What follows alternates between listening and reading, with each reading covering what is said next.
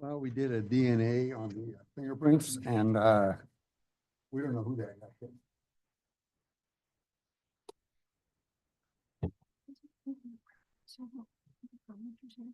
Okay. There's two of the people I caught their names. There's others that come in. Oh, okay. Excellent. Thank you. 1 minute, check your phones.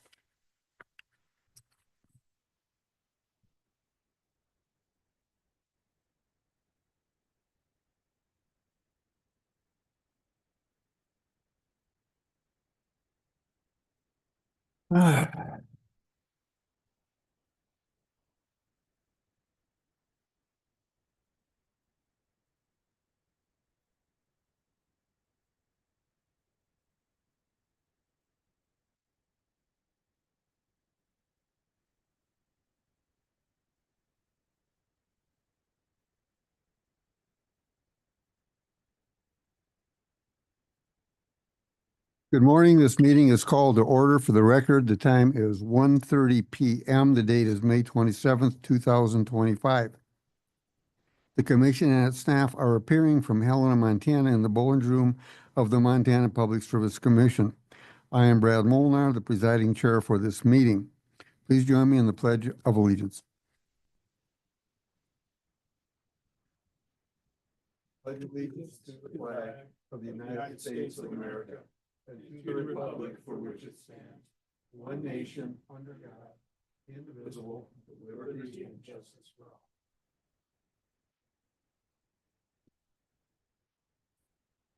For the record, the following commissioners are present in the room.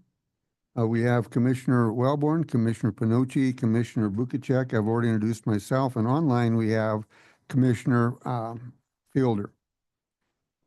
Therefore, we have a quorum. Public comment time. The Public Service Commission welcomes any comment on any item that is on today's agenda or any matter that is in the jurisdiction of the Montana Public Service Commission. Are there any public commenters in the room? One, I see three. Please come up. Make sure your microphone is on.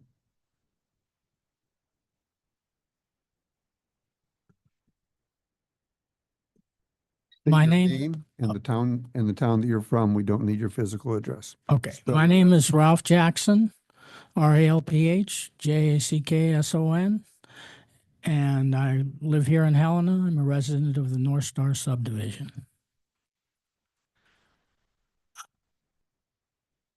Mr. President and Commissioners, I'd just like to make a comment on the information that the staff posted recently.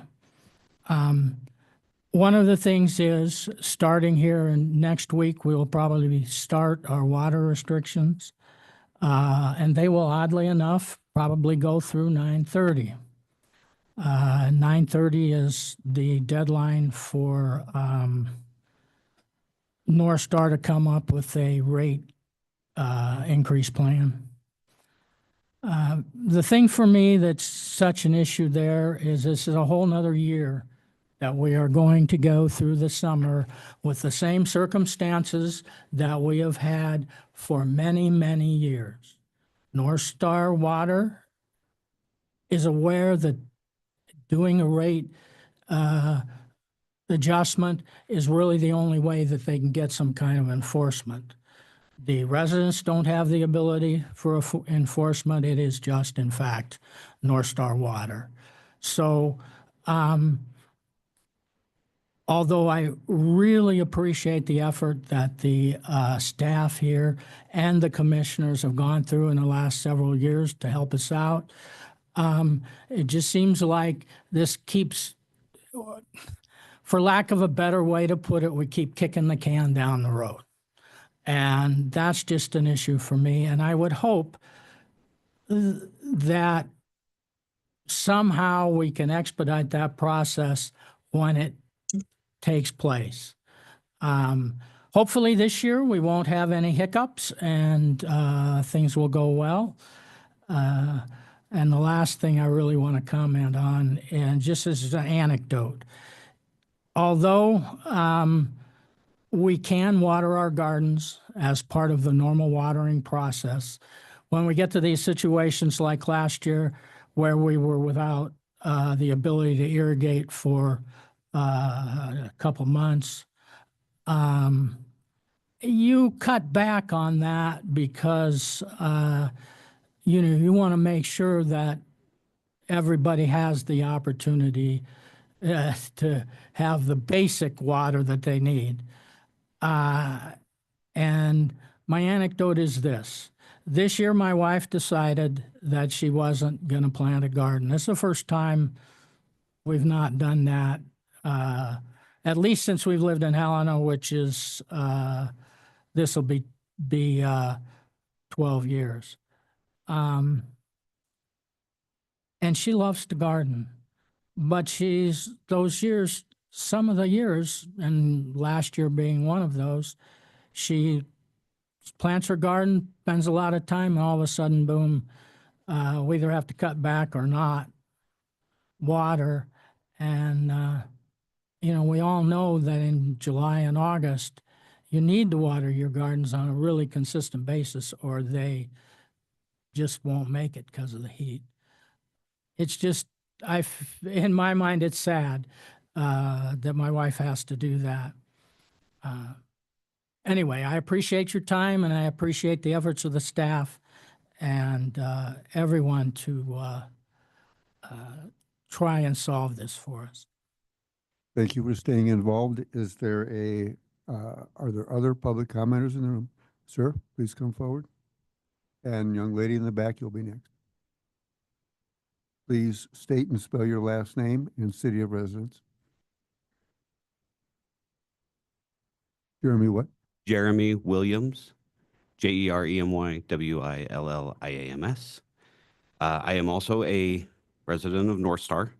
I am on the elected water board for our water district. So the reason that I came is I wanted to see because again, I like with what the Ralph was saying. We've been kicking this can down the road for a while. I like to Commissioner Pinocci. We've been here before, and so I have a couple of pointed questions that I'd like to have answered. And either through a discussion now or during the business meeting is what has been proposed to, because again, I know that the commission doesn't get involved in the day-to-day runnings, and they shouldn't. But there has been instances where, due to lack of adequacy, severe adequacy, where the commission has threatened fines and done stuff like that to this public service, this utility. What steps have been put in place? What has anything moved forward in the last 10 years to kind of move this along to where we can start pushing this utility to provide the adequate service that they are required to do? So that's kind of a pointed question that I'd like to get answered at some point. And then I didn't know that North Star is doing a rate case. Can you guys comment on that? Are they up against a rate case again? This is public comment, so you're allowed to comment. We listen, but we don't comment or have back and forth Q&A. Okay. So can you please, during the business meeting, if that can be addressed, I'd appreciate that so that we would know that. And again, I understand capital expenditures from the utilities, from the utility standpoint and all of those things. But I have yet to see one capital investment into our system, period. From North Stars, it has been finger pointing, to the residents from the utility, but at the same time, that is a huge irritant that, again, we know that they do not provide adequate service. We know that they do not provide adequate service, especially during the summer. We've gone through argument after argument after argument of, the definition adequate service, what the MCA, requires adequate service, the irrigation and all of the things that the utility is required to do. So with that being said, I just want to see what, if anything, has been put in place from the commission standpoint of what the commission can do to force compliance. Sir, can I get your name and phone number? Yes. Jeremy Williams. 406-461-8232.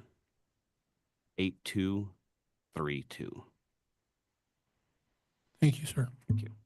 So that's really my comment is I just want a couple of questions to pose to the commission, that would, I think, help satisfy, because again, I'm part of the elected water board for our group, for our company, or for our neighborhood. So I just want to make sure that we can answer those and then disperse that information through our HOA and through the channels that we have. Thank you. Thank you very much. And the third one?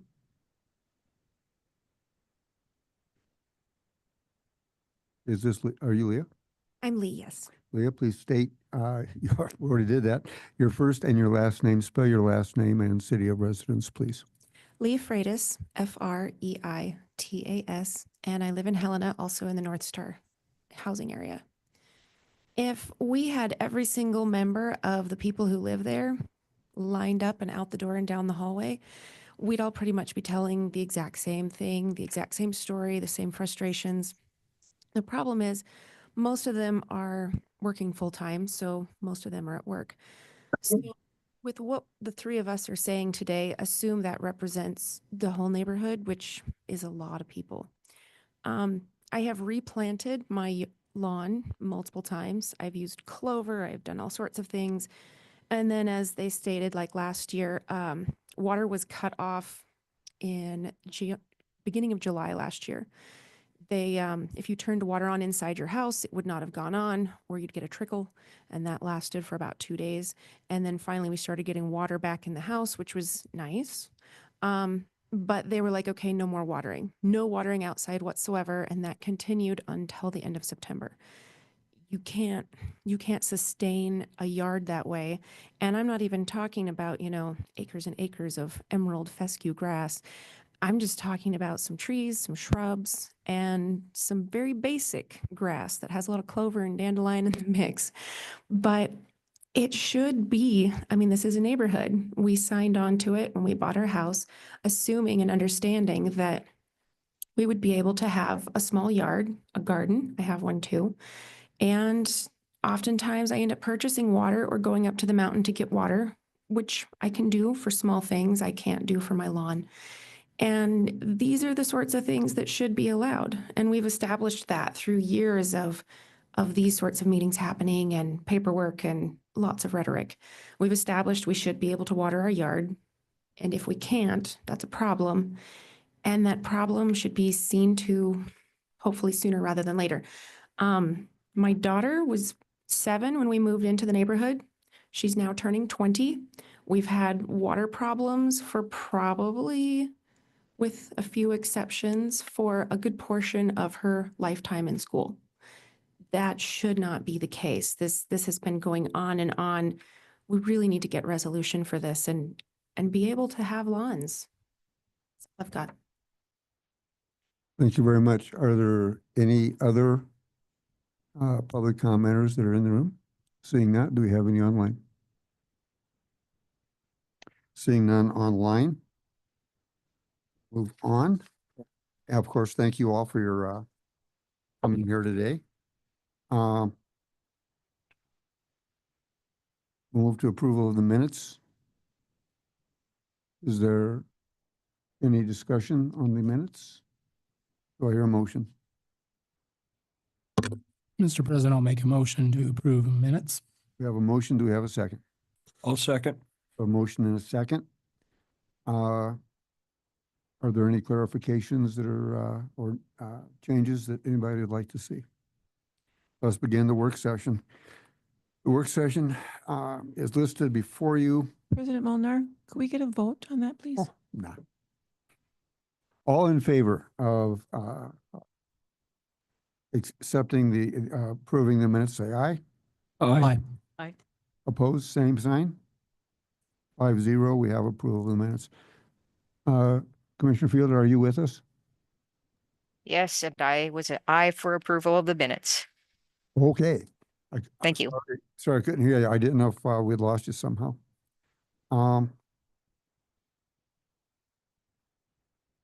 We have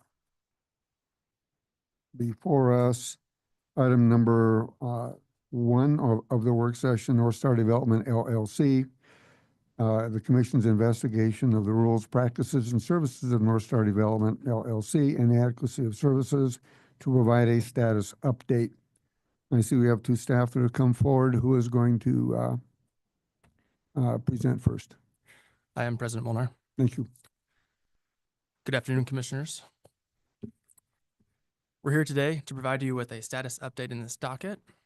As some of you Commissioners may know from past years, these updates have been brought before the Commission periodically. In light of the upcoming watering season, staff thought it would be of benefit to apprise the Commission of the progress in this docket. Included in your packet is a detailed staff memorandum. I'll highlight the important things for anyone here or listening online. As you'll recall, after receiving complaints from North Star's customers in July and August of 2024, our last discussion regarding this docket was on August 6th. During that work session, the Commission directed staff to investigate the issues raised in the customer complaints and any remedies for the raised issues that North Star had considered. On August 9th, 2024, Commission staff sent an investigative letter to North Star requesting information related to the customer complaints and possible remedies. North Star failed to respond to the letter. Having received no response to the letter, on September 11th, 2024, the Commission issued Order 7744C to show cause. After reviewing North Star's response to the show cause order, the Commission issued Order 7744E, ordering North Star to answer certain investigatory requests within 45 days of the order. The order also stated that penalties calculated pursuant to Montana Code annotated 69-3-206 would be imposed against North Star for its failure to cooperate with the Commission and its failure to provide reasonably adequate service. And the amount of penalties to be imposed would be calculated after North Star had been given the opportunity to be heard on this matter. Since that time, North Star responded to the investigative request identified in Order 7744E, and staff met with North Star on March 10th, 2025 to gather additional information and clarifications from the investigatory request.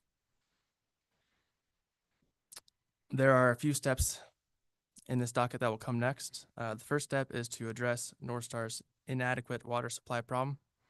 There are 2 remedies that might help address this. The first is to ensure that all customers have functioning water meters and are properly billed for water usage under North Star's current tariffs. North Star agreed to a June 1st deadline for having all customers metered. Their attorney updated Commission staff this morning that the outstanding customers who previously didn't have meters now have them. However, their attorney indicated 2 other meters installed in 2021 had recently failed. Rocky Mountain Operators is working diligently to get them installed and working properly by June 1st. The second remedy that might help address the water usage by North Star's customers is to modify its water tariffs to promote water conservation and implement Commission-approved fines for violations of water restrictions. This can be done through the filing of a rate case. North Star agreed that a deadline of September 30th is feasible. Also, as a side note, you may recall in September of 2024, the utility dropped the pumps of wells 2, 3, and 4 by 20 feet. These pumps were only 50 feet from the surface, even though the wells were drilled 474 feet deep. Rocky Mountain Operators indicates that this should improve water volume delivery in the drier months.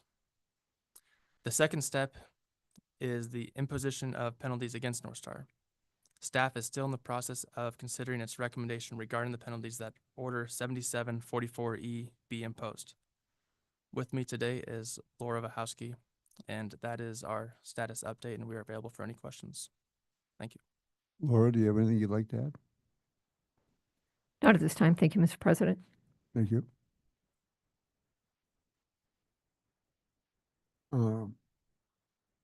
Are there any questions from staff? Commissioner Pinoche. So this is new information. The wells are, did you say 400 feet deep? Commissioner Pinoche, 474 feet deep is what was indicated, And the pumps were only down how far? 50 feet. And it took them this many years to lower the pumps lower in the wells. Was this problem brought up years ago, or is this brand new information? President Molnar, Commissioner Ponichi, this was a response to one of our investigatory requests for the remedies that they did as a result of the water service that happened in July and August of last year when the water volumes were dropped to a lower level to where they had to pretty much cease outside watering. When drilling a water well, they charge by the foot. Why in the world would they drill 400 feet just to drop the pump 50 feet? The expense of dropping the pump in the well is nothing compared to drilling the well that deep. Did they have an explanation for that? President Molnar, Commissioner Ponichi, no, they did not, and not that that question was asked specifically. Are all the pumps now lowered to a lower level in the wells?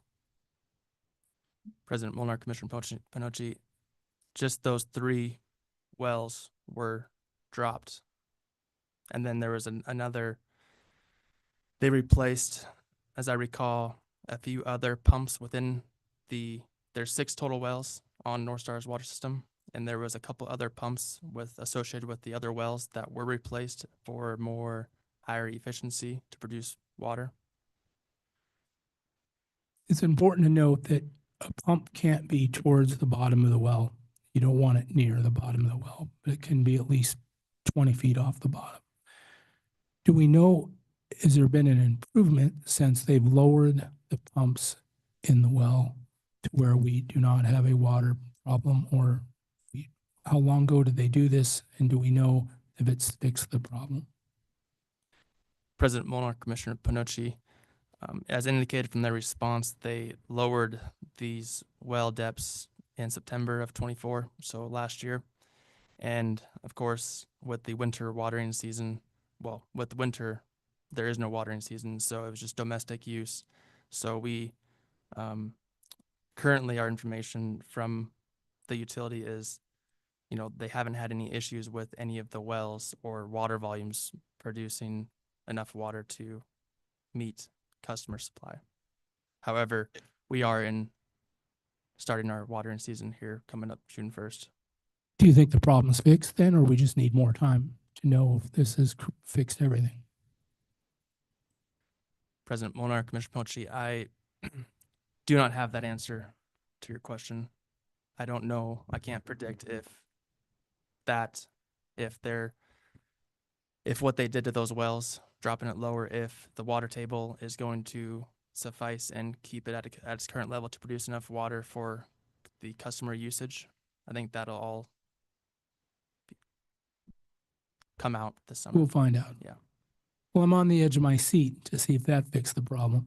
All right, now, we talked about this water district is near another water district. We could make a connection to, say, another water supplier. A meter could be installed, and at the time they don't have enough water, they could simply take it from a nearby second water source. The meter would measure what that volume is, and a bill could be sent to this this utility provider from the other water person, and they just simply pay that. It seemed like that was a real sensible fix to the problem. What's happened with that idea? Anything? Yeah. President Molnar, Commissioner Pochi, staff had asked them address that issue, and North Star stated that those options, such as using a portable watering truck or tying into another subdivision, were not feasible options. And they indicated that they may be able to drill another well to help provide additional water volumes, but they also indicate that the best and most reasonable remedy was through a rate application to help conserve water. Okay, but we're back to the problem. These people buy these properties, right? Some had to say, hey, look, we have to keep our lawn in a certain condition. We have to meet the requirements of what the neighborhood has set for standards. And there's not enough water for them to even do that, right? So these ideas should have been used and exhausted years ago. So I guess what we do is, if they're not taking any of this serious, how do we proceed with assigning a fine? And I'm concerned, let's say we fine them. Then they'll say, well, you've made the problem worse to where now that you're fining us, we're not going to get the problem fixed because we got to pay the fine. Can we assess a fine, give them a fine, and say you have, and I'm sharing ideas with you here, say 30 days to correct this problem to make sure everybody has the water, where you're going to get fined. And then let's say we find them and they don't fix the problem. A good question is, how do we proceed then? What are your thoughts there with those questions?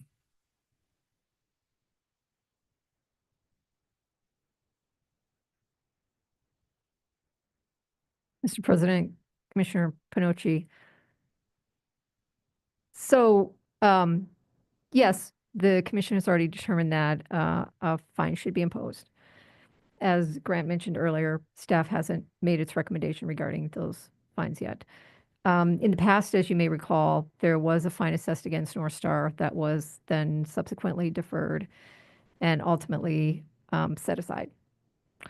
As you pointed out, the main focus that staff is working on with North Star at this point is trying to find good solutions to the problem out there. One of the problems that everyone is aware exists is it appears that every month they're losing about a million gallons of water. What is happening to that water is unclear at this time.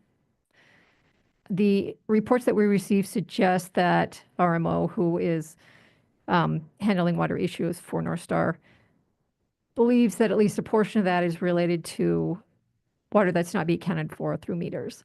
So that's one of the first things that we were trying to work with North Star to do, which is to get all the residents metered.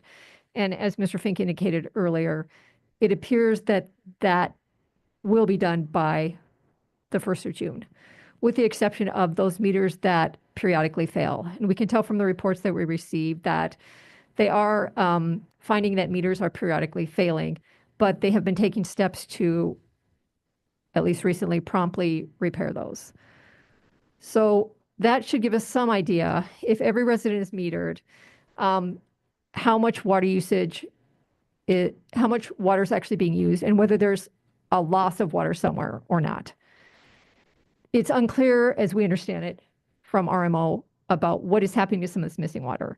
If they could identify that problem, that might be another solution, or something towards a remedy of trying to ensure that there's adequate water out there. So we're sort of in a holding pattern at this point for a couple of reasons. One, to see whether now that we have the water metered, and the customers are being billed properly for their water usage, whether there actually is true water loss there or there isn't. And two, as you mentioned before, we're waiting to see how the lowering of the pumps will affect the adequacy of the water. So I think everyone, at least my feeling has been, is that more recently, North Star has been more responsive to the inquiries from the commission. They have provided us with almost all the information now that we requested in the investigatory requests. They have been providing now reports with all the information that the commission ordered them to include in the reports. And so as things progress, staff doesn't intend to just stand back and watch. We intend to continue to engage with North Star to see how things are moving along. One of those things will be to try to see whether they've made any determinations about whether there truly is some kind of major water loss there that then could be addressed. If there's a major leak in the system or something, we don't know at this point, but it is a lot of water for, a million gallons to be gone missing on a monthly basis. So, helping identify that will help. And as you say, I think North Star is not opposed to continuing to pursue other options in addition to filing a rate case. The rate case, of course, will help ensure that there are remedies to ensure that if someone wants to use a lot of water, then hopefully, you know, that they'll pay for the water as deemed appropriate, and that some of the new tariffs may encourage water conservation. Other options, as Mr. Fink mentioned, is right now there is no finding mechanisms in place for individuals who overuse water in violation of any kind of water restrictions. So I'm not sure that directly answered your question, but I think that at least from as long as I've been on this case, which has been about, since last fall, it seems that North Star has been receptive to addressing the problem and trying to explore various alternatives to ensure that there is adequate water. Okay, for me, it's pretty simple. When I'm putting in water line, and let's say I have everyone in this room has a house, I turn off all the water to all your homes. I pressurize the system. I look at the gauge. If the gauge is going down and the system's shut off to every home, we have a leak. Okay, so then we go find it. Then, if there is no leak, we turn the houses on one at a time and we watch the pressure. Okay, to assess where we're losing the water, it should not be very complicated. Okay. And I don't understand why I've got a lady here testifying that her daughter was 6 and now she's in her 20s and this problem hasn't been fixed. That's crazy. So maybe they could call me. They've got to bring in somebody who knows what they're doing. This is not rocket science, okay? These problems should be corrected in a really timely fashion. So I encourage, when is enough time, right? This just seems crazy. 1 million gallons, right? That shouldn't be difficult to find where the leak is, right? We turn off all the water to all the homes and watch the gauge. We turn them on one at a time. That really helps us assess what's going on. That's how I would handle that, right? And drill in another well. When you don't have enough water, we talked about the idea of simply calling a water truck. A lot of homes have cisterns. They don't have water service at all. They bring in a truck, they fill the cistern, and the truck leaves. Then when your cistern's getting low, you bring the water truck out. These same water trucks could be brought in to supply water to this company when they have a shortage, and they just simply pay it. They pass that cost on to the customers, but they have water. What was wrong with the idea of bringing water trucks in so that people get the water they need? What was their answer to this? President Molnar, Commissioner Pinocci, based on their response, they indicated it was not a feasible option. My guess is it was, I'm not going to guess, but to address just the entire commission on the water loss, there's evidence in the record that there's a 10% loss factor on average with water utilities, water systems. And so Rocky Mountain Operators manages 70 to 100, maybe more water systems around the state. And that's what they see as a typical average water loss factor. Here's what I think is not a feasible option, that these people don't have the water they need. I don't have this problem with other people and other utilities supplying water. This is like the only one in the state. I work with Braden Tracks, Sun Prairie Water. We find a problem like that, we address it pretty quickly. I don't have anyone telling me I don't have enough water. This is America. Everybody should be able to drive a car with really crappy gas mileage or one with really good gas mileage. But I don't have utilities on the phone with me saying we're losing 1 million gallons, just this one, unless I'm missing something. So here's a good question. Of the utilities we manage, we take these complaints.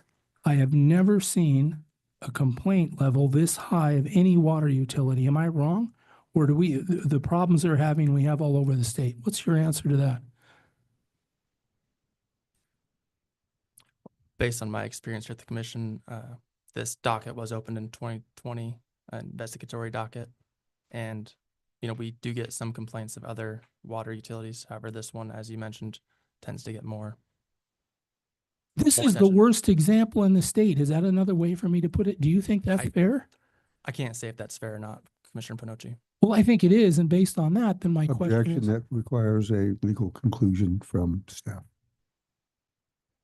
all right, let me ask this question. Is it a fair question for me to ask? Is this the highest complaint water utility we have in the state?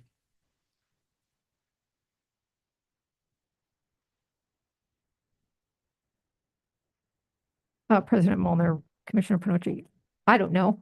I would have to go and ask our consumer assistant folks to provide some statistics on that. So I don't have an answer for you. Just one thing I do want to know, because I don't think we mentioned it before, is that, there was a couple of years where it appeared there was adequate water. At least we didn't receive any complaints. 22 and 23, I guess. And so my understanding is, and Mr. Fink, please correct me if I'm wrong, because as I said, I've only been working on this case for a few months. When there has been a lowered water table like last year, that's when there seems to be a rise in complaints because of obviously a reduction of water. So there were a couple of years there where the number of complaints were minimal, apparently. And then last year, they started up again, which is why we, reopened this docket and are here today. Well, the water table problem is probably because the pumps were 200 feet higher than they should have been. But my question is this: based on our experience here, and I believe this is the highest complaint level I've ever seen. What do you think we should do next? Do we go forward with fines? What are your thoughts? Also a legal conclusion.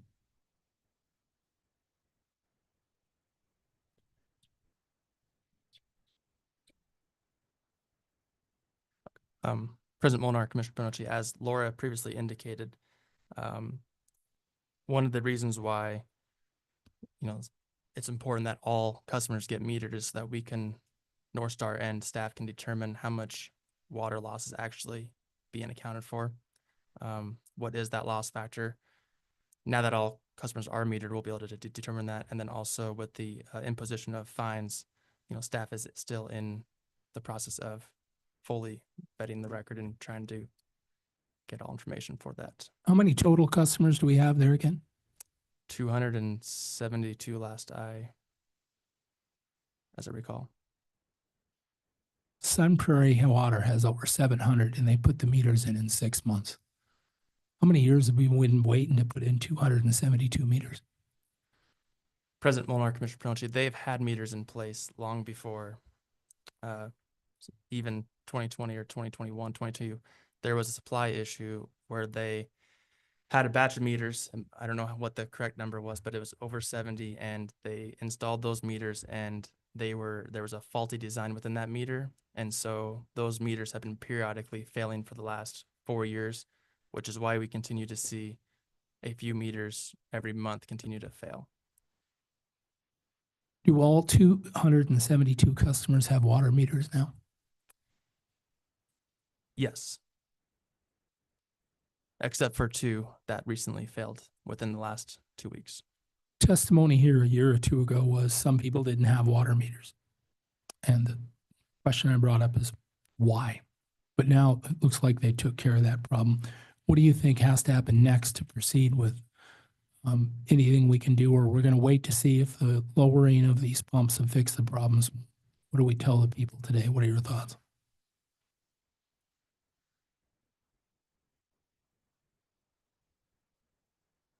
President Molnar, Commissioner Panochi, that's a tough question. For one, we don't know what this watering season will look like. We don't know how much water customers will use.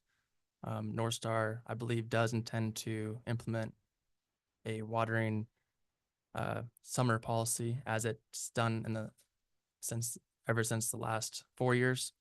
That watering policy is even, odd watering days, 4 hours in the morning, 4 hours at night. Like Laura mentioned, there wasn't a problem for, I believe it was 2 years until those water tables dropped 20 or so feet in August, or July, which is when they had those water volume issues last year. Sir, your name was Jeremy, is that right? You sit on the board. got your phone number. Is it fair to say you and I could maybe call him in 30 days to see how it's going so we can stay in touch with someone on the board? What are your thoughts there? That's something we can do. If this is a docketed case, I think that might be ex parte. What do you think?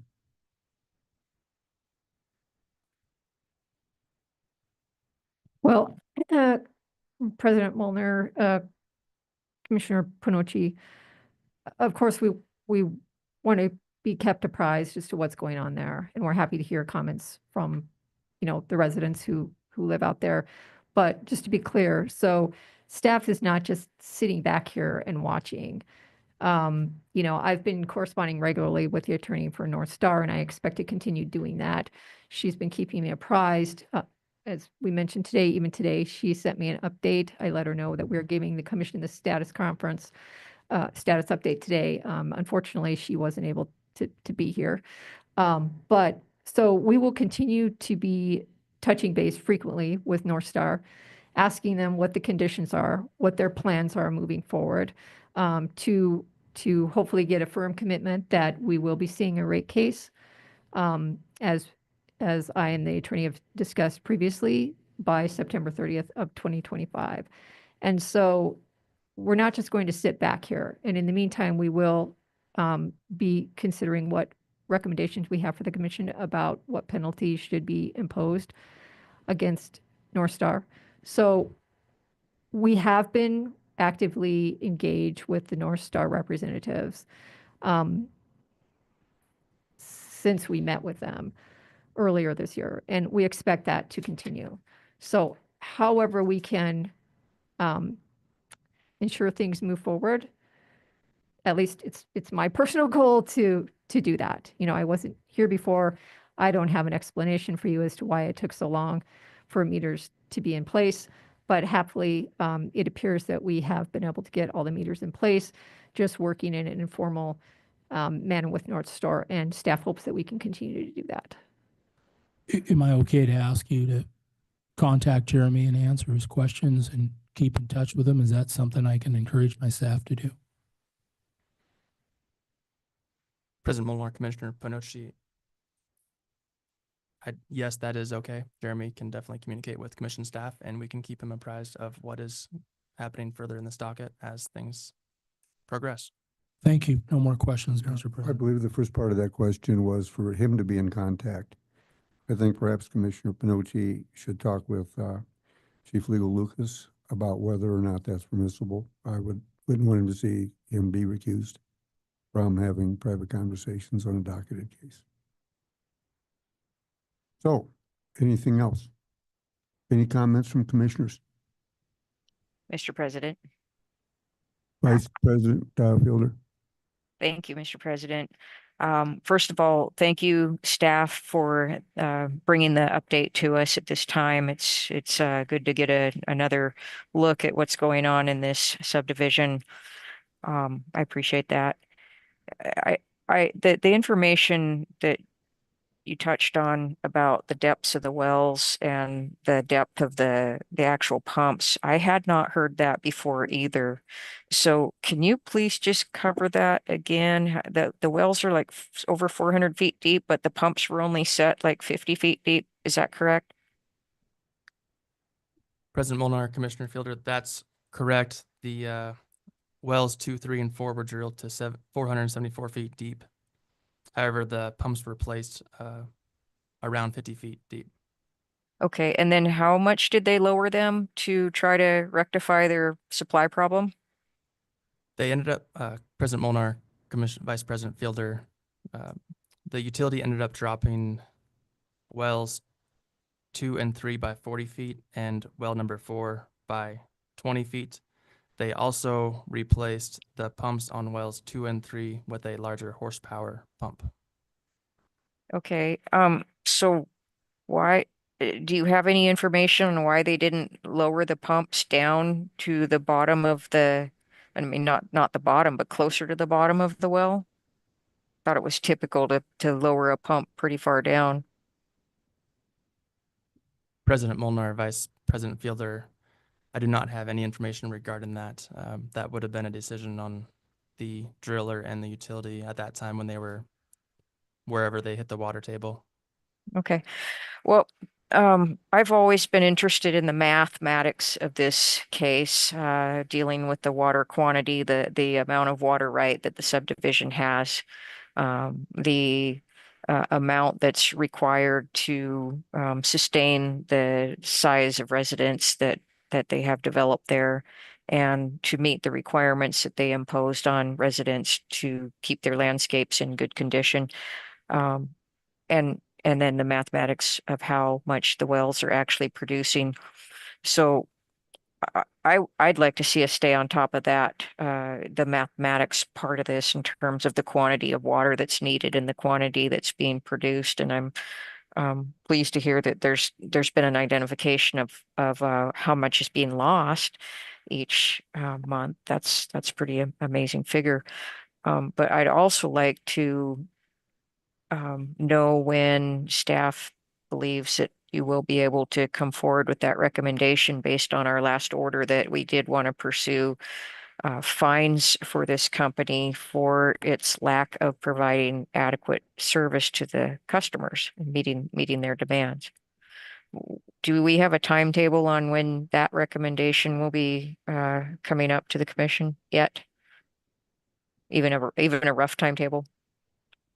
Mr. President, Vice President Fielder, one of the reasons staff was waiting on its recommendation is because until all the meters were in place at all the residences, there would have ostensibly been a continued violation of the tariffs, because the way the tariffs are set up for North Star is that they are billed a flat rate for a certain amount of water up to 10,000 gallons, and then thereafter there's additional charge on that. So as you may recall from the last order that the commission issued, that one was one of the reasons that the penalty was imposed, is because of the failure to have the meters in place and the associated issues with not complying with the tariffs. Now that all the residences are metered, at least that's what we've been told, then we're in a position where we can better calculate recommended penalties, because we have an endpoint when we believe that the tariffs then are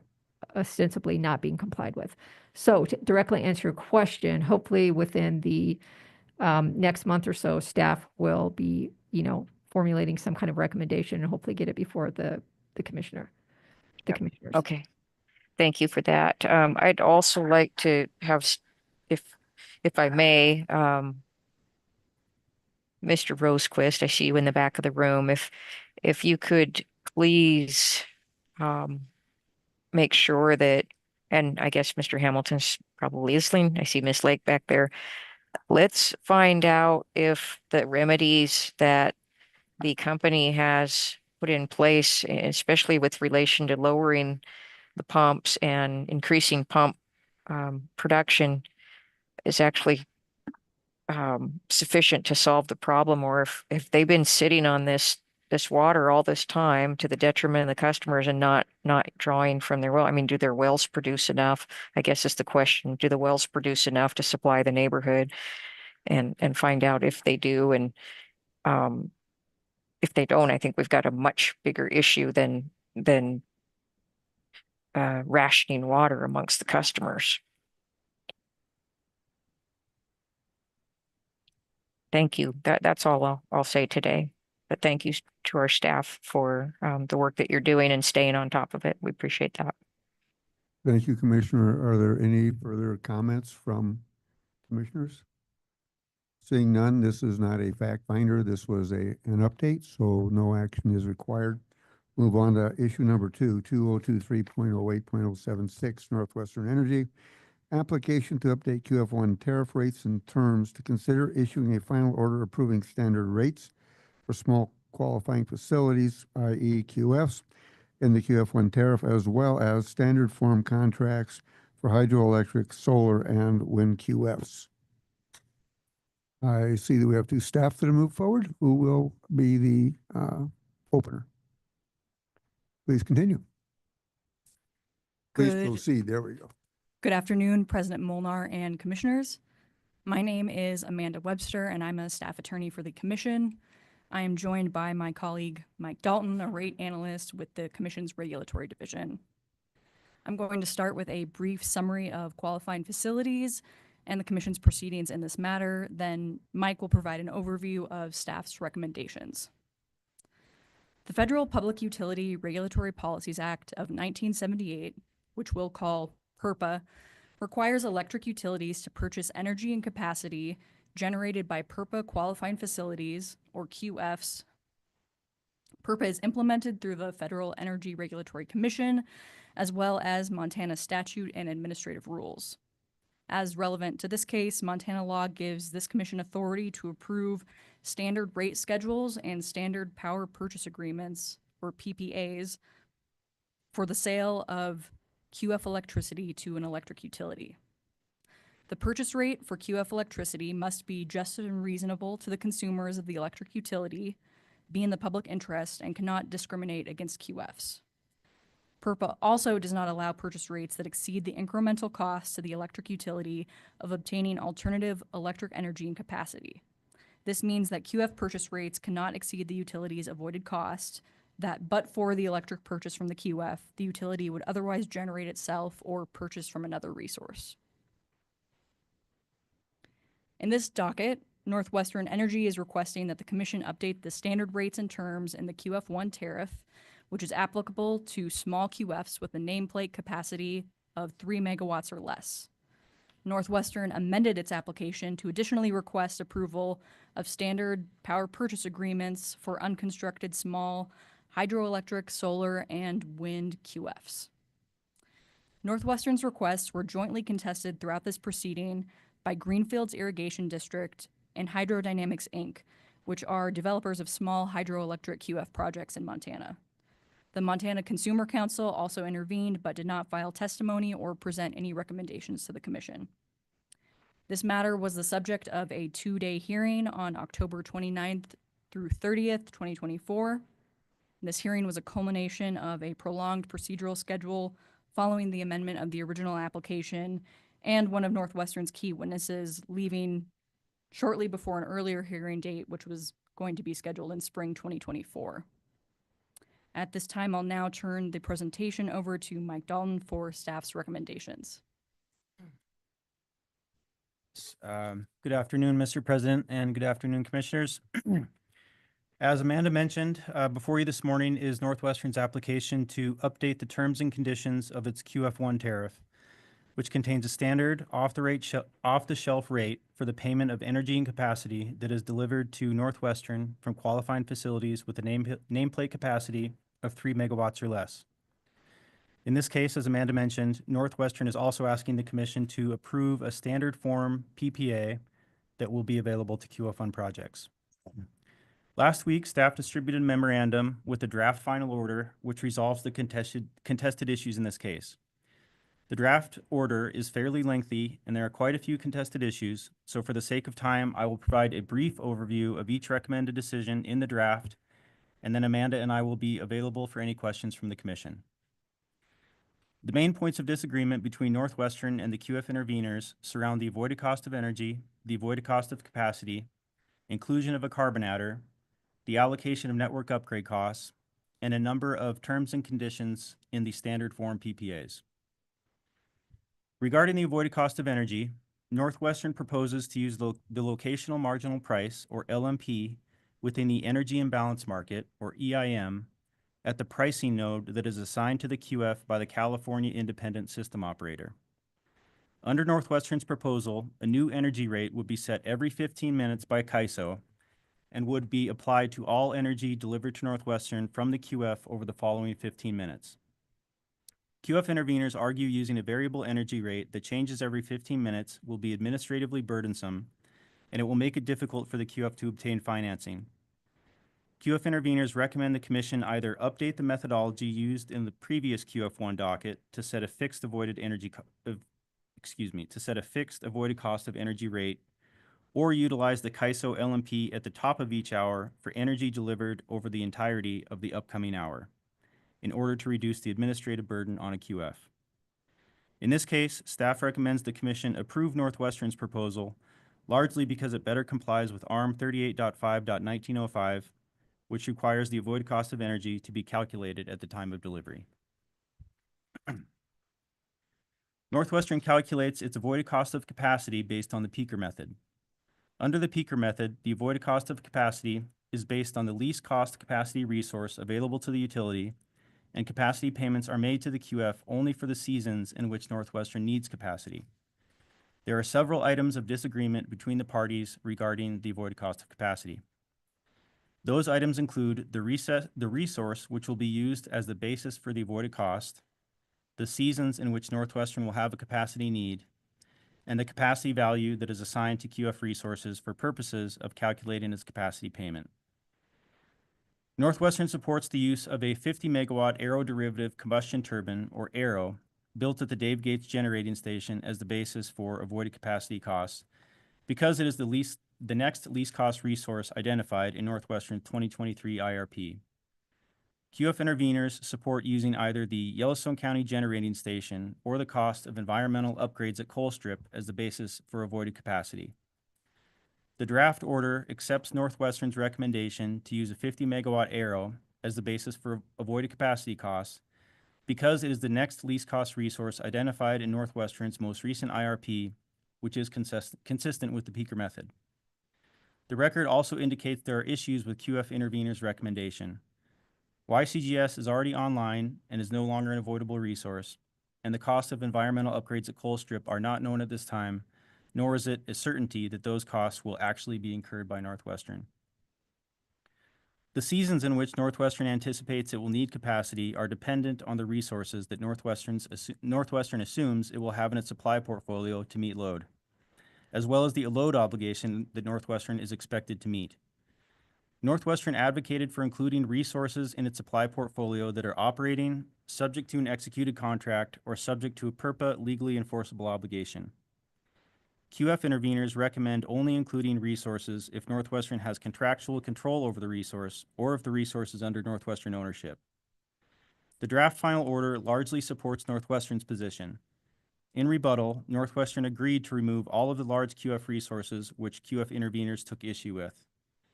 The remainder of the resources that are contested are all included in the base case of the analysis conducted in the 2023 IRP, and Northwestern also provided evidence that the resources were under Northwestern's contractual control. The load obligation that Northwestern anticipates it will need to meet is dependent on its own internal forecast of peak load, as well as the Planning Reserve Margin, or PRM, that is assigned under the Western Resource Adequacy Program, or RAP. The load forecast and PRM that Northwestern utilized in its application were derived from the July 2023 timeframe when Northwestern was developing its most recent IRP. QF interveners argue that the load forecast and PRM that Northwestern utilizes are not current and should be updated. Staff agrees with QF interveners on this issue. In its comments issued in response to the 2023 IRP, the Commission stated, quote, "Following Northwestern's submission of information to RAP for purposes of demonstrating its reserve margins for forward-showing periods, and once the information has been accepted by RAP, Northwestern should provide the Commission updated versions of its RAP capacity position spreadsheets included in the supporting files for the 2023 plan," end quote. The record in this docket indicates that the load forecast and PRM Northwestern utilizes in its filing within the 2023 IRP docket are the most current load forecast and PRM values that have been accepted by RAP, and therefore those are the values that Northwestern should use in its capacity position analysis. Northwestern calculates the capacity value of QF1 resources based on 1 month during the summer and one month during the winter season, in which it expects it will receive the lowest amount of total capacity accreditation from its resources. This is the manner in which Northwestern forecasts its resource adequacy position by season. It uses the month with the largest potential load obligation and lowest potential capacity received from its resources to plan for a worst case type of scenario in order to take a conservative approach to capacity planning. QF interveners argue that using the minimum resource month to value capacity unfairly suppresses QF capacity payments. Staff agrees with QF interveners on this issue. While the approach may be reasonable for Northwestern to assess its capacity need, it is not a reasonable approach to value the capacity provided by a QF for purposes of compensation. Northwestern has an obligation under RAP to meet its PRM in each month of the summer season and each month of the winter season. Capacity provided from a QF over the entire season should be taken into account. At hearing, Northwestern explained how RAP calculates the seasonal capacity value from run-of-the-river hydro resources, which is to use an average of each month of the season. The draft final order adopts this approach to value capacity provided from QF1 hydro resources. The record does not contain a similar explanation for solar and wind resources, and therefore the draft final order recommends using the seasonal capacity value for solar and wind resources that Northwestern identified in its 2023 IRP. QF interveners argue that a carbon adder should be included in the avoided cost rate due to Northwestern's opportunity to receive a premium payment when CAISO dispatches Northwestern electricity generated by renewable resources in the EIM, and the fact that there are potential costs for upgrades at Colstrip related to compliance with the GHG and MATS rules. Northwestern states it does not include a carbon or greenhouse gas adder in its EIM bids, and therefore it is not an avoided cost for Northwestern. Northwestern also takes issue with the inclusion of environmental upgrades at Colstrip because those are speculative costs that Northwestern may not incur, and it is against state law to include environmental adders that are not quote-unquote real and actual costs incurred by Northwestern. The draft final order agrees with Northwestern on this issue. MCA 69-3-604 prevents the Commission from including costs for environmental externalities unless the costs are real, actual, and required by existing regulation or existing law. Staff finds that this is not the case here, and there should be no carbon adder included in the QF1 tariff. Regarding network upgrades, Northwestern states that QF1 developers should be responsible for the full cost of any transmission network upgrades that are caused by their projects up until a point in time that the Commission approves a tariff which allocates network upgrade costs amongst projects in a manner proportional to their benefits. QF interveners argue that requiring QF1 developers to pay the full cost of network upgrades for an uncertain amount of time is not appropriate, nor is it consistent with the Supreme Court's decision in the Wheatland Wind case, which required the Commission to engage in a proportionality analysis when assigning network upgrade costs. The draft final order agrees with QF interveners on this issue. The Supreme Court's decision in CED Wheatland does not allow the Commission to assign network upgrade costs solely to a QF when the upgrades benefit the entire transmission system. The draft final order finds that Northwestern should engage in a proportionality analysis similar to CED Wheatland when determining a QF's network upgrade cost responsibility. QF developers should be responsible for the cost of the interconnection of their projects, as well as the proportion of transmission network upgrade costs that are necessary to deliver power from the QF project to Northwestern load. Section 5 of the draft final order discusses a number of contract terms from the standard form PPA that the parties disagree on.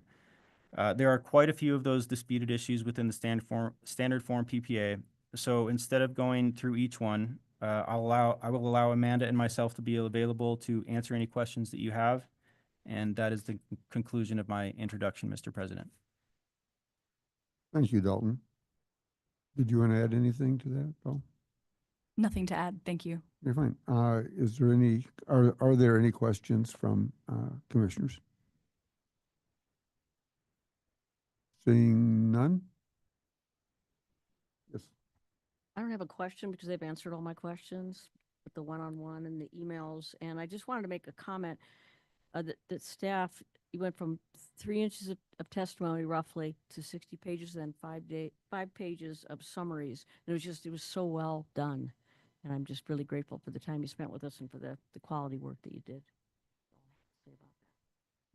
There's no further questions or comments from the commissioners. I move to approve the QF1 tariff and the standard form power purchase agreements with the proposed terms and adopt the draft order with any appropriate clerical edits as to the commission's final order. Do I hear a second? A second? We have a motion and a second. All in favor, say aye. Aye. Aye. Aye. All opposed? Carries 5-0. Yeah, Mr. President, I apologize. I hit my unmute button a little bit late, but I am an aye also. I had total faith in you. Item number 3, docket 2023.07.060 G&G Garbage LLC.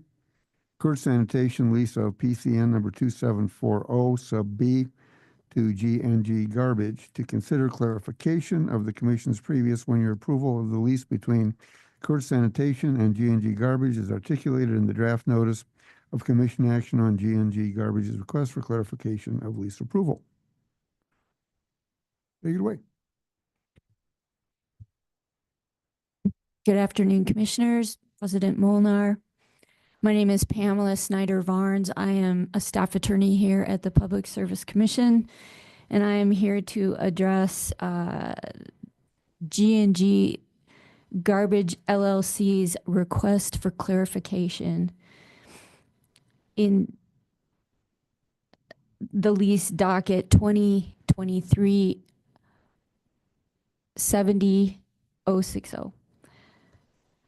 On June 30th of 2023, G&G Garbage filed a request for approval of a lease agreement with the Montana Public Service Commission, seeking approval of a lease of Certificate of Public Convenience and Necessity number 2740 by Kurtz Sanitation to G&G. The Commission provided public notice of this request in its agenda, and no comments were received. The Commission then issued 2 notices of staff action, or NSAs, in the docket. The first NSA was issued on September 11th of 2023, and that NSA simply approved the lease. The approval was for 1 year, beginning on the date of the NSA, September 11th of 2023. The second NSA, the amended NSA, was issued on December 19th of 2023. It also approved the lease of the authority for 1 year. The amended NSA was issued to clarify a couple of things that are not relevant to the issue at hand today. They are set forth in the draft notice of commission action that you are considering today. Importantly, the Commission provided notice to both Kurtz and G&G that it was approving the lease for 1 year only. The Commission provided this notice by serving Kurtz and G&G with the original NSA and the amended NSA on the date each NSA was issued. On April 10th of this year, G&G filed a request for clarification of lease approval. On April 25th, the Commission issued a limited procedural order basically setting a briefing schedule to give Kurtz an opportunity to respond. Kurtz didn't respond, but G&G did file a supplement to their request for clarification on May 7th. In its request for clarification of the Commission's approval of the lease, G&G questions the Commission's 1 year approval. G&G asserts that the Commission mistakenly stated in its original NSA and the amended NSA that G&G had sought approval for just 1 year, when in reality, G&G sought approval of the lease generally. G&G argues that the lease has an automatic renewal provision and remains in effect because neither party has canceled the lease. The lease between Kurtz and G&G has 2 provisions that address its term. Paragraph 3 states the term of the lease is 1 year, commencing upon the approval of this lease by the Public Service Commission. Paragraph 10 of the lease has an automatic renewal provision. It states that the lease shall automatically renew unless either party notifies the other of its intent to cancel the lease. Because of this automatic renewal provision, the lease doesn't specify the date on which it will terminate. Its term is perpetual. The statute that governs leases of CPCNs, Certificates of Public Convenience and Necessity, is Montana Code Annotated 69-12-326. Subsection C of that statute requires leases to specify both the date on which the lease commences and the date on which it terminates. The lease between Kurtz and G&G does not specify the date on which it terminates because of the automatic renewal provision. So, under the statute, the lease is invalid. But rather than denying the lease as a whole, the commission exercised its broad authority to regulate and supervise every motor carrier in the state by severing that automatic renewal provision from the lease. That left the 1-year renewal, or the 1-year term provision. The commission then approved the lease for 1 year. G&G had ample notice that the commission's approval of the lease was for 1 year only, and G&G didn't seek reconsideration of either NSA. Staff recommends that the commission respond to G&G's request for clarification by stating that that it issue this NSA that has been provided to you, which reiterates that the commission's approval of the lease was for 1 year only, and the approval expired on November 9th of 2024, at which time the authority, PSC 2740 sub B, reverted back to Kurtz. Happy to answer any questions you might have. Are there any questions from commissioners? Seeing no questions or comments from commissioners, would anybody like to make the motion? If not, I'll do so. I move to approve the draft notice of commission action as the commission's final order, and to authorize staff to make non-substantive edits as needed. Do I hear a second? I'll second. We have a motion and a second. All in favor, say aye. Mr. President, let's have some discussion first, please. Is there any discussion? Yes, Mr. President. Thank you. Just a little bit. To me, it seems like an unfortunate situation. You know, the parties obviously wanted to have the lease automatically renew without having to do any further work, but the statute appears to be clear that we can't allow that to happen. So I'm going to vote for your motion today. I just think it's a little unfortunate that the companies are put into this particular bind by the statute. Is there any further discussion? Seeing none, all in favor say aye. Aye. Aye. Those opposed, same sign. Ayes have it, 5-0.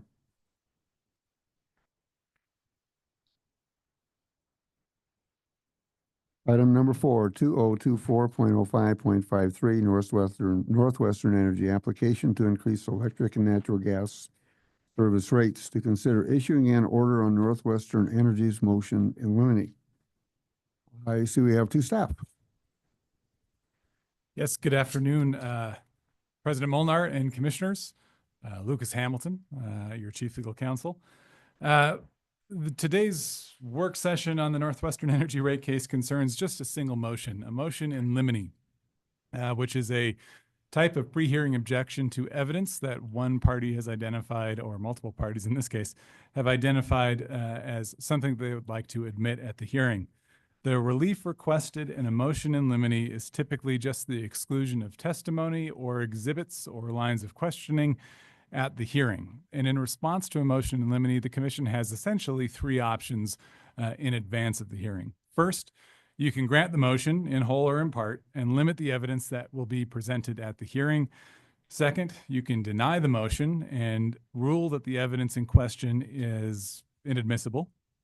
Or three, you can withhold a ruling and wait until the hearing to determine whether or not the evidence will be admissible through the normal objection process that we're all familiar with during the hearing. Now, whether you rule on the motion in limine today or wait until the hearing, the standards that you'll need to apply are functionally the same. Contested cases in front of the commission all have to follow the Montana rules of evidence. And just like an objection made in the hearing, then the commission today would have to apply the same rules of evidence to decide this motion in limine. The particular rule or standard from those rules of evidence will be determined by the nature of the objection phrased in the motion in limine. So let's talk a little bit about today's objection. There are several different types of objection. They all pertain to the testimonies and exhibits that have been provided by witnesses Ronald Binns, Michael Goggin, Kyle Unruh, and Nicholas Fitzmaurice. The objections are founded in hearsay rules and rules on expert qualifications. So before we open it up to commission discussion today, I'd like to cover just a little bit of those rules of evidence to give you a background on today's decision. First, let's talk about experts. Experts in general are governed by Montana Rules of Evidence 701 through 705. Witnesses can generally be divided into two categories. You have lay witnesses who can testify from personal knowledge about the things that they've witnessed or experienced, and you have expert witnesses who can testify in the form of an opinion based on their scientific and technical knowledge about facts that have been presented to them. In other words, facts that they did not personally observe, but rather received from the parties or received by watching a hearing. So lay witnesses are limited in testifying about only those matters they personally observed. Expert witnesses are not. But expert witnesses do need to be qualified by knowledge, skill, experience, training, or education in a particular field of expertise. Montana precedent advises that admissible expert opinions should come in even if they may be characterized as shaky. The expert's opinion is then open for attack and vigorous cross-examination and the presentation of contrary evidence. An expert may base his or her opinion on otherwise inadmissible evidence or facts not in evidence if the information is of a type that is reasonably relied upon by experts in their field. So with that, let's move on to expert qualifications and what it takes to actually represent yourself as an expert witness in a hearing. The rule, according to the Montana Supreme Court, requires that the expert's reliability be measured against, one, whether the expert field is itself reliable or is not good science, two, whether the expert is qualified, and three, whether the qualified expert has reasonably applied that reliable field to the facts at issue in the case. In applying those factors, the commission must construe rules liberally so as to admit all relevant expert testimony. That, again, is guidance from the Montana Supreme Court interpreting the Montana Rules of Evidence. In the motion at issue here, Northwestern objected that one particular witness, Nick Fitzmaurice, is not qualified to render an opinion about the commission's legal responsibilities. The joint parties responded to that motion in limine argument by arguing for themselves that Mr. Fitzmaurice is qualified as an expert in the field of energy policy. For the reasons described in the draft order, staff recommends that the commission find Mr. Fitzmaurice qualified to provide testimony on the subject of energy policy. But that's not all of Northwestern's objection to Mr. Fitzmaurice's testimony. They also objected that Mr. Fitzmaurice has presented testimony in the form of a legal conclusion about ultimate issues in the case. It's important to know that no witness, lay or expert, can testify in the form of an ultimate legal conclusion. Now, as we are all aware, parties in front of the commission do occasionally include in their testimony legal conclusions. And ideally, those legal conclusions will be offered only to contextualize or to frame the actual opinions that they're about to offer in admissible testimony. In this case, however, staff does agree with Northwestern and recommends that the commission find that passages of Mr. Fitzmaurice's testimony are really nothing more than an impermissible legal conclusion about the ultimate issues or some of the ultimate issues pending before the commission. Importantly, this does not mean that the joint parties are barred from making their legal arguments. Rather, they would do so at the appropriate time and place, and that can be in the form of post-hearing briefing or during the argument phases of the commission's hearing, opening arguments and closing arguments. So next, let's move on to hearsay. Hearsay rule is an important one that we often come across here in the commission. Hearsay, by definition, is an out-of-court statement that is offered into evidence for the truth of the matter asserted in that statement. Hearsay, as a general rule, is not admissible except as otherwise provided by the Montana Rules of Evidence or by court rules. The rule against hearsay has a variety of exclusions and exceptions, and relevant here are exceptions that pertain to learned treatises, as we call them, and the public records exception to hearsay. Additionally, it's important to know that expert witnesses, because they are not testifying from personal knowledge, are allowed to rely on certain types of hearsay information, hearsay evidence, to formulate their expert opinions. And the materials that experts use to formulate their opinions can, and in some circumstances must, be presented, even if that material is hearsay in itself. So the draft order walks through the application of the rules on hearsay and their exceptions to the expert testimony that was objected to, and determines, based on what you see there in the draft order, whether the particular hearsay should be admitted for the truth of the matter asserted because it falls under an exception to the hearsay rule, or if that hearsay should be limited to being used only to lend credibility to the expert's opinion that offered that hearsay as support for their opinion. In which case, it's not brought in for the truth of the matter asserted, but just to explain how the expert witness came up with his or her opinion. Finally, one last remaining type of objection in Northwestern's motion in limine is relevance. As we all know, all admissible evidence must be relevant. Relevant in this context means that it has a tendency to make any fact of consequence more or less likely. So you have to have a fact of consequence, and it has to speak to whether or not that fact is more or less likely. Northwestern has objected to certain passages of, in particular, Mr. Fitzmaurice's testimony as irrelevant. But for the reasons explained in the draft order, staff does recommend that the commission find Northwestern's request to exclude those passages of Mr. Fitzmaurice's testimony as irrelevant. Poorly placed, I should say. I've not delivered this last sentence very well, but the point is that we do recommend finding that those passages of Mr. Fitzmaurice's testimony are relevant to the issues involved in the commission's proceeding. Whether or not you find that testimony credible or how much weight you place on that testimony is an ultimate decision, but at the front end, it would be admissible as relevant testimony. So with that, staff does recommend the commission issue the draft order in your meeting materials as the commission's order on the motion in limine and authorize the staff to make any non-substantive changes that are required for clarity. With me today, obviously, Pamela Snyder-Varnes, who was present for the last presentation. She wrote the majority of this order, so I have to give her credit for everything that you see before you. And we are happy to answer any questions that you may have. Are there any questions from commissioners of staff? Commissioner Bukacek? Yeah, one question. I have Nicholas Fitzmaurice's testimony in front of me.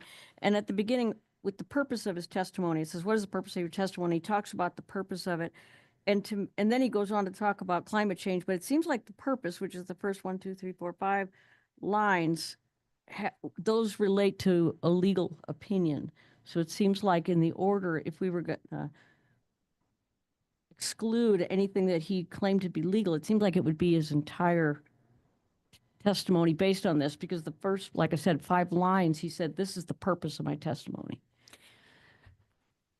President Molnar, Commissioner Bukacek, commissioners, Northwestern didn't respond to every line in the testimony and every page. The order only addresses the portions of the testimony and exhibits that were objected to by Northwestern. So if it seems odd that there are things in there that are not addressed, it's only because Northwestern didn't raise that in their motion in limine. Any other questions from commissioners of staff? I have one. Okay, so you rule that some things are permissible that are objected to by Northwestern. If we rule, or if in your final order here, your ruling stays the same, and depending on how it's being presented on the day, can Northwestern renew their objection and get a ruling at that time based on real-time discussion? Mr. President, it's a good question, and commissioners, how this usually plays out in commission hearings is that pre-filed testimony is the subject of the very brief direct examination that attorneys conduct with their witnesses. So as you'll recall, or maybe hypothetically in the future here, when we're in the hearing, the joint parties will call Mr. Fitzmaurice to the stand. They'll ask him who he is, who he works for, what his title is, whether the pre-filed testimony still represents his answers to the questions were they asked today, and if so, or if not, does he have any changes? Assuming that there are no changes and everything goes according to plan, they will move for the admission of the direct testimony just as filed, and that will conclude the direct examination of the witness. So the motion in limine is really the best venue here for addressing any problematic aspects of the testimony as filed. But as we all know, the parties will ask cross-examination questions of the witnesses, and if the answers to those cross-examination questions exceed the scope of the expert's field of expertise, or tend to demonstrate that the expert lacks expertise or doesn't have a basis for the opinion that the expert is rendering, that is absolutely the sort of testimony that a party can object to. So to the extent that the testimony continues, that it is expanded upon through further questioning, that can be the subject of an objection. In that circumstance, the commission will need to apply the very same rules of evidence. It's just that, of course, the presiding officer inside the context of a hearing rules on that decision, not the full commission. Thank you. Are there any further questions from commissioners to staff? Okay, I would like to make a motion. I move to rule on Northwestern Energy's motion in limine as outlined in the draft order and to authorize staff to make non-substantive edits as required. Is there a second? I will second. I have a motion. We second. Is there any discussion? Commissioner Bukacek.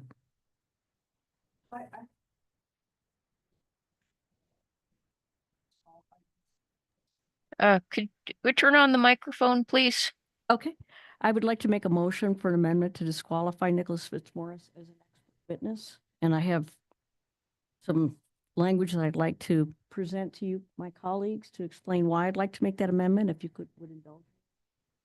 If there's a second, you certainly may. We have an alternative motion to Disqualify Nicholas Fitzmaurice as an expert witness. disqualify Nicholas Fitzmaurice as an expert witness. Is there a second? I will second to hear discussion. A second to hear discussion. Commissioner Bukacek, you said you had discussion. So much. So Mr. Fitzmaurice is obviously bright, a skillful orator, a skillful advocate for his causes through MEIC. He lacks any serious standard for breadth of knowledge, training, and education, therefore does not qualify to be called an expert in environmental and energy policy. With internet availability of information, there are many who consider themselves experts. If everyone's an expert, no one's an expert. Standards matter. If we are to take the word expert seriously and not set a low bar precedent for who qualifies, that word expert warrants careful consideration and application of meaningful criteria.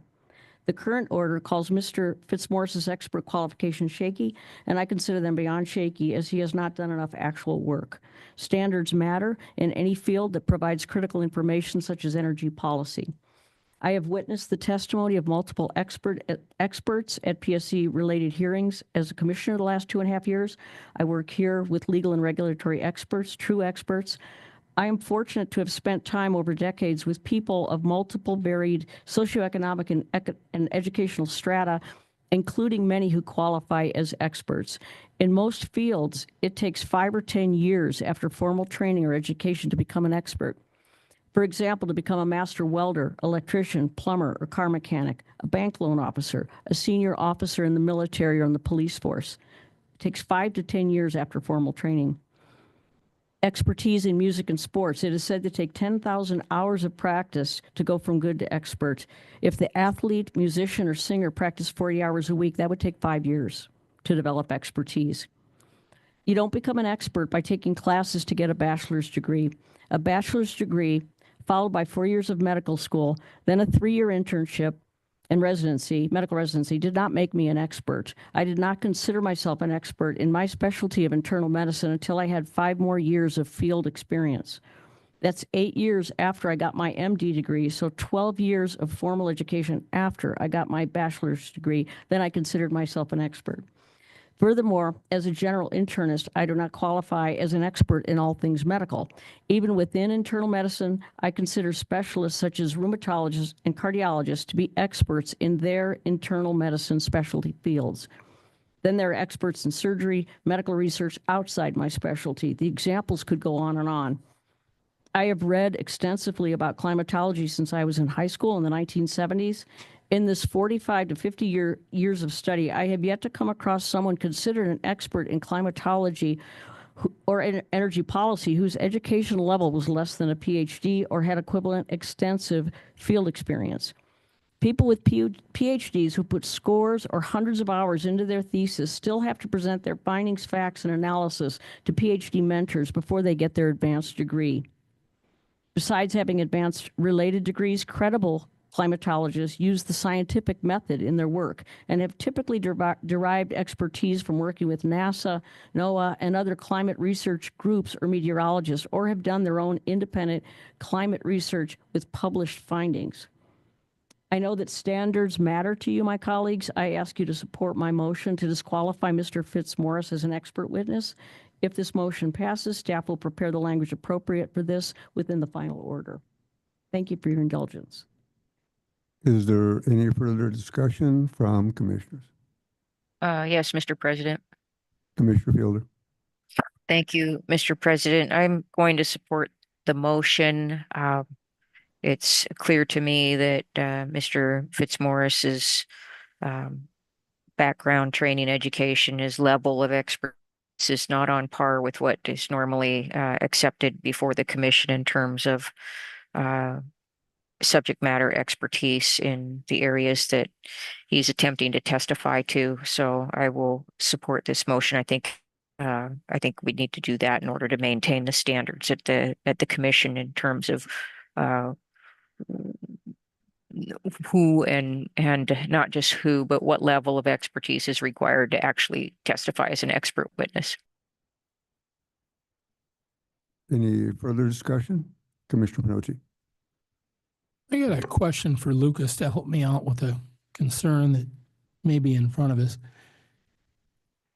I don't know what plateaus a person has to meet to call themselves an expert, but I'm uncomfortable someone claiming they're an expert who isn't. But the slippery slope I'm worried about is if we say he can't testify, then are we facing a lawsuit? Because even if he's not an expert, he may be able to say, look, I've got to be able to say what I'm going to say, whether I'm an expert or not. And because you've told me I can't, then we get sued. I have to be careful here because representing the ratepayers on safe, reliable, and affordable, I want to avoid a costly lawsuit against the Public Service Commission. But then does that give anyone the right to say they're an expert? And what are your thoughts there? Help me out. Yeah, Mr. President, Commissioner Pinochi, I would be uncomfortable saying that any of this leads to a particularly slippery slope line of reasoning. It's true that Mr. Fitzmaurice, even as outlined in the draft order on the motion in limine, has what we would characterize as a shaky basis to claim expertise. However, within the field of energy policy, it's not clear based on the briefing of the parties, based on the objection, and based on the response from the joint parties that there is a particularly accepted standard for what qualifies as an expert within the field of energy policy. Certainly, there are a lot of folks who operate within that field without necessarily advanced degrees. But that is ultimately the commission's decision to be made here, right? Whether or not you look at the record as currently composed and believe that Mr. Fitzmaurice qualifies as an expert. Staff's recommendation is based on a liberal interpretation of the Montana Rules of Evidence, which, applying the precedent from the Montana Supreme Court, does advise that we should liberally construe that rule and allow the testimony to come in so that there isn't necessarily a procedural hiccup here, where a witness who would otherwise be qualified to provide expert witness testimony has been excluded from the process and has not been allowed to participate. Because the remedy for that particular procedural hiccup would be to go back and reopen the hearing after a remand process and allow the witness to provide full testimony and reissue an order, an ultimate decision, with that testimony factored into it. Now, you can allow the testimony in and include whatever portions of that testimony you find to be relevant and persuasive and weighty in your ultimate decisions. And so that's why I believe the general rule is for a liberal interpretation of the rules of evidence. So yes, there is a risk, a litigation risk associated with excluding testimony and evidence that would properly be admitted under the Montana Rules of Evidence. Any further? Already had one. So as far as a lay witness, we're not stopping him from testifying, correct? We're talking about his qualifications as an expert. Mr. President and Commissioner Bukacek, that is correct. I think it would take a fine-tooth comb to go through the pre-filed testimony, which is the only testimony at issue right now, and identify what passages of that testimony are in fact lay testimony based on Mr. Fitzmaurice's personal observations and personal knowledge, and not based on facts that were presented to him for the purpose of formulating an expert opinion. And actually on that question, I would invite my colleague here to provide any 2 cents that she might have, having reviewed the full motion in limine and the testimony of Mr. Fitzmaurice more recently than I. If Mr. Fitzmaurice were limited to lay opinion testimony or lay testimony, there wouldn't be much left of his testimony, because essentially all of it relies on the work of others, in the sense that he cites reports of others to inform his opinions on the issue of prudence. So his testimony, when construed as a whole, is relevant because it goes to the issue of prudence. But certainly any direct exposure to the information about which he would testify, there's not much there. So it would effectively preclude him. And follow up? And would you agree? But I've read his testimony and I've looked at his exhibits. It all has to do with climate change. I mean, pretty much, right? So he is claiming to be an expert in climate change. Yes, he is. And the looking at the different rules of evidence, Northwestern will not be able. They will not be able to question those resources. They'll only be able to talk to him. And he'll be considered an expert in climate change after a bachelor's degree and 2 years of lobbying. Really, the standard that you're looking at here is a legal standard and not a practical standard of what an expert is. And under legal standards, it's pretty liberal, but there are still standards. And the expert has to be qualified by knowledge, skill, experience, training, or education. And the testimony must help the trier of fact, which is you, determine facts that are an issue. And so there are kind of 2 levels here. You have admissibility and you have weight. The weight that you would give the testimony. If you apply the rules liberally, the recommendation from staff is that Mr. Fitzmaurice be qualified to testify as a witness. It's up to you, the weight that you give his testimony and the weight that you give his sources that are the basis for his opinions. And all of those sources, and there are a lot of them, are what inform his opinion about the prudence of Northwestern's investment decisions. Mr. President. I guess I would add too, excuse me, Commissioner Fielder. Lucas alluded to it somewhat, but when you have an energy policy experts rely on the work of others, and then they do draw their own conclusions and typically publish, etc. But it's not like an engineer or a doctor or another field where or even finance, such as witness Kyle Unruh. But you have the work of others informs yours in the field of energy policy. And so it's a little mushier, a little less objective, but when you apply the standards, the legal standards, you want to do so liberally. so that the testimony, if at all possible, really is admissible, but then you can determine the weight that you give it. Commissioner Fielder? Thank you, Mr. President. I think this is an extremely important decision for the commission because, the precedent with the commission, at least the over 4 years I've been there, has been that experts are truly experts in their field. They are not generally advocates. I think what we have with this witness is this is an advocacy role for this particular person. It's a political advocacy role or policy advocacy role, but the engineering degree,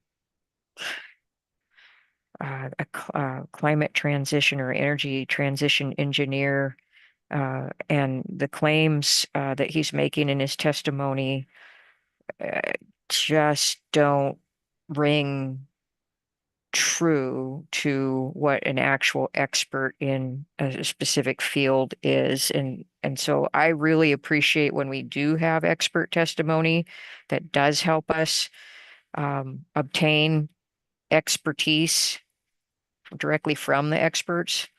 But I think we need to be very careful with opening the door to what I agree is quite shaky grounds with this particular witness and the qualifications versus the claims of expertise being made here.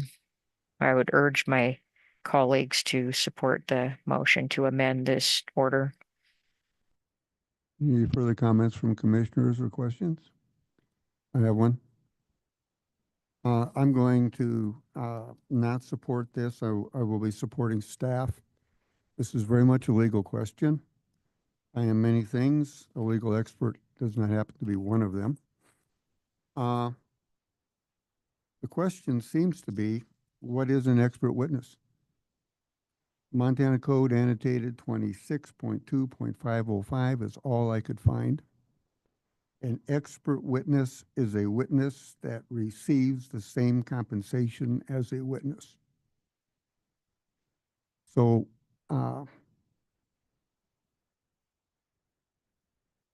arguments that this field of medical versus that field of medical, those are all licensed. Those are very, very highly defined. Expert witness is not. Rule 702, which came up a lot here today. Testimony by experts, which is the point in question. If scientific, technical, or other specialized knowledge, doesn't say degree or have any level, will assist the trier of fact to understand the evidence or to determine a fact in issue, a witness qualified by an expert by now, qualified as an expert by knowledge, skill, experience, training, or education, it doesn't say formal, may testify thereto in the form of an opinion or otherwise. We will be the trier of fact when he's talking. Northwestern Energy and this commission will have full capacity to cross-examine unless we don't let him speak. There are others that will speak that in reading their pre-filed, I could find nothing that said that they were experts at climate change, et cetera, yet that is exactly what they want to talk about, but they are not being precluded. That is wrong. We have a double standard here. So I would advise the answer of can this get us into court, kind of a slippery slope, blah, blah, blah. The answer was certainly not definitive. It can't be definitive. We are talking not squishy enough, squishy and too squishy. Those can tie us up for a long time. Not only in this case, but in other cases, other things coming forward. I would remind this commission that until 2012, there was no Republican majority, ever. If this commission changes, Testifiers on behalf of Northwestern Energy may be excluded using the exact same standard. I think anybody that speaks for a large number of people that is already qualified to be here, they've already filed all the papers, should certainly be allowed to give us their information.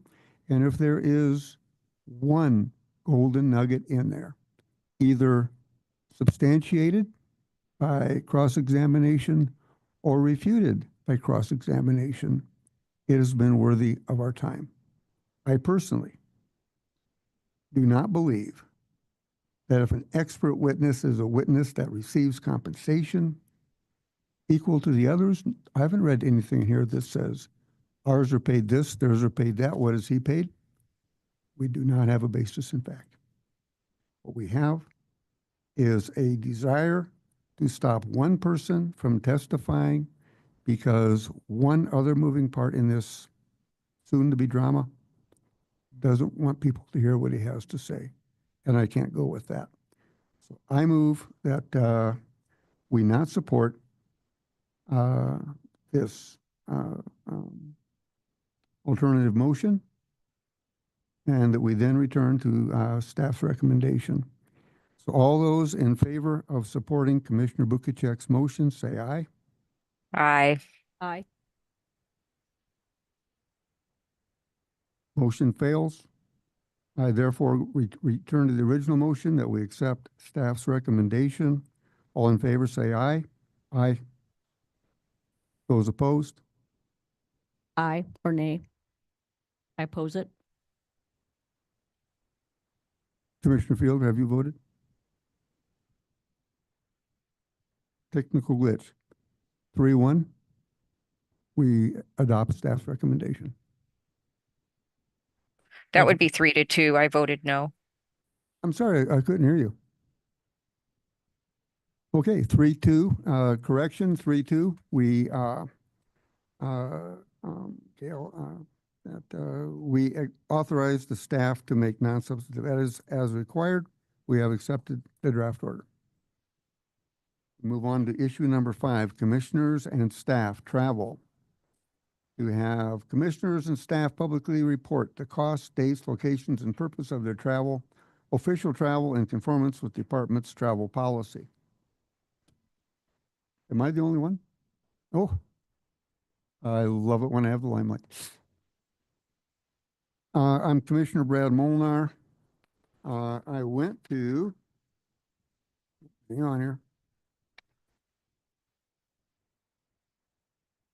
On Mother's Day, to be exact, 5/11, I went to Chicago, came back on 5/14. I went to an OMS Resource Adequacy Summit.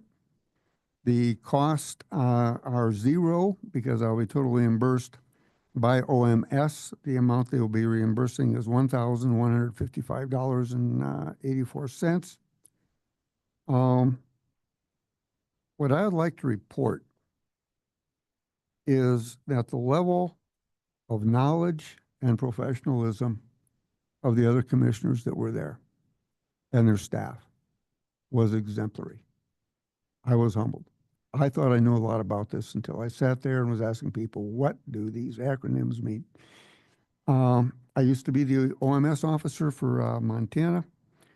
At that time, I'm not quite sure how it came to pass. I had 2 staffers, Brian DeKemp and another fella, which I believe were also the advisors to the former chairman. And they came over and became my advisors. They would sit down with me the day before, brief me on what was going on. Then we would vote because we didn't have all this other stuff going on. Voice votes on calls, and we handled the things we handled in the way of allowable and cost allocations for transmission is nothing like what they're doing today. The 3 big issues that I ran into there, the first day, I had no idea what they were talking about. I had to have explained to me.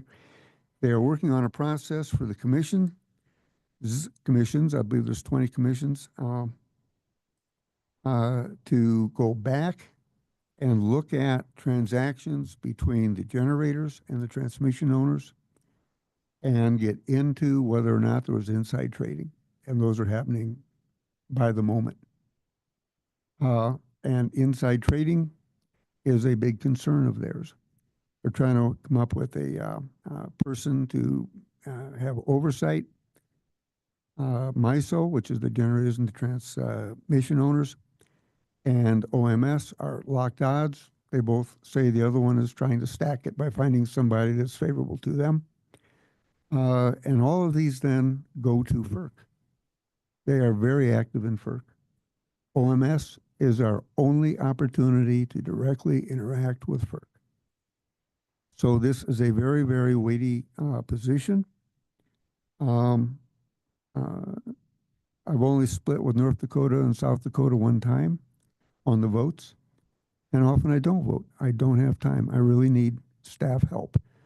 And I think the legislature needs to recognize that what's going on there and Crepsey and these others, we need full-time staff to have a say in the future of Montana that's coming at us at breakneck speed.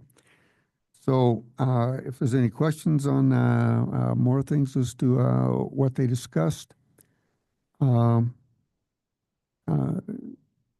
was amazed. I was amazed, and I was amazed at the similarities between Montana, North Dakota, South Dakota as elected commissions versus the appointed commissioners.